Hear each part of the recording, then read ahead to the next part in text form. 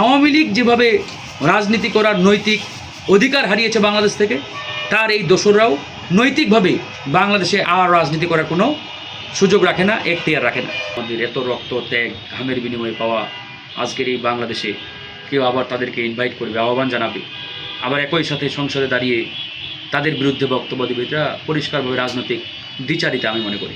এখন যারা সরকারে আছে তাদের সমালোচনা আমরা করছি, তাদের ভুল কাজগুলো আমরা ধরিয়ে দিচ্ছি। তার মানে এই নয় যে আমরা এখানে ফ্যাসিবাদকে আহ্বান জানাবো, ফ্যাসিবাদকে জায়গা দেব, এটা অসম্ভব। তারেক রহমান 100টা ভুল করলে আমরা 100টা ভুলের বিরুদ্ধে কড়া সমালোচনা করব। তারপরেও আমরা তারেক রহমানকে সঠিক লাইনে রাখবো এই বাংলাদেশের জনগণের স্বার্থের জন্য।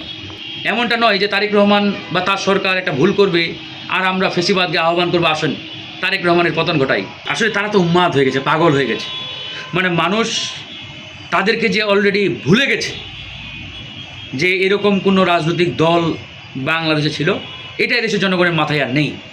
জনগণের মাথায় একটাই আছে যে এরা জুলাই গণহত্যাকারী, জুলাই গণঅভ্যুত্থানে জনগণের বিরুদ্ধে দাঁড়িয়েছে, জনগণের বুকে গুলি চালিয়েছে, জনগণের বিরুদ্ধে অস্ত্র চালিয়েছে।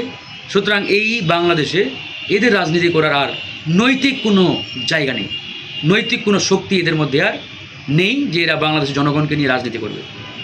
তো যেহেতু তারা এটা বুঝতে পারছে, এই উন্মাদ একটা অবস্থা তাদের মধ্যে রয়েছে, সেই জায়গা থেকে হয়তোবা তারা মনে করছে যে জনগণের সাপোর্ট আমাদের দিকে। আজকে বাংলাদেশের রাজনীতি দেখেন, এখন যারা সরকারে আছে তাদের সমালোচনা আমরা করছি, তাদের ভুল কাজগুলো আমরা ধরিয়ে দিচ্ছি। তার মানে এই নয় যে আমরা এখানে ফ্যাসিবাদকে আহ্বান জানাবো, ফ্যাসিবাদকে জায়গা দেব, এটা অসম্ভব। যারা জুলাই গণহত্যাকারী, জুলাইয়ে জনগণের বুকে গুলি চালিয়েছে, এদের জায়গা কখনোই বাংলাদেশে হবে না। তারেক রহমান 100টা ভুল করলে আমরা 100টা ভুলের বিরুদ্ধে কড়া সমালোচনা করব। তারপরেও আমরা তারেক রহমানকে সঠিক লাইনে রাখবো এই বাংলাদেশের জনগণের স্বার্থের জন্য।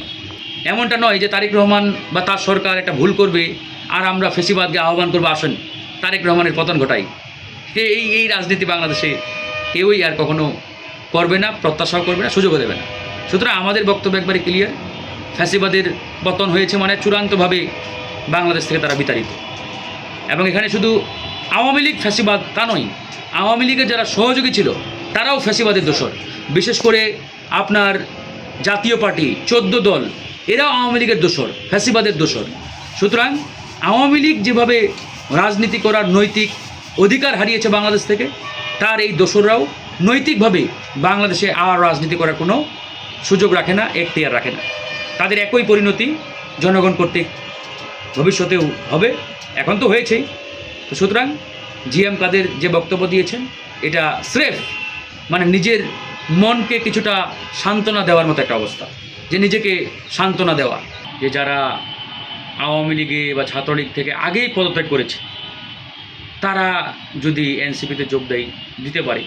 এখানে দেখেন যে গণঅভ্যুত্থানের আগে বা গণঅভ্যুত্থানের সময়ও কেউ যদি ছাত্রলীগ আওয়ামী লীগ থেকে পদত্যাগ করে আওয়ামী লীগের অপকর্মের কারণে, আমরা তাকে আর ওই আওয়ামী লীগ বলতে পারি না বা বলার সুযোগও নেই, কারণ সে আওয়ামী লীগের এই দুঃশাসন অপকর্মকে সাপোর্ট দেয় নাই বিধায় কিন্তু অলরেডি আওয়ামী লীগকে ত্যাগ করেছে।